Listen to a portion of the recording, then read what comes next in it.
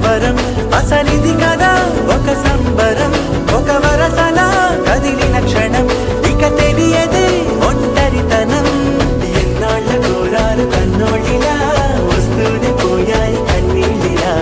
ఇల్లంతా మారింది సందళ్ళుగా మీరంతా ఉండాలి వందేళ్ళిలా మనవారే వెనకుంటే మరణాన్నే మరిచేలే మనసంతా వెలుగేన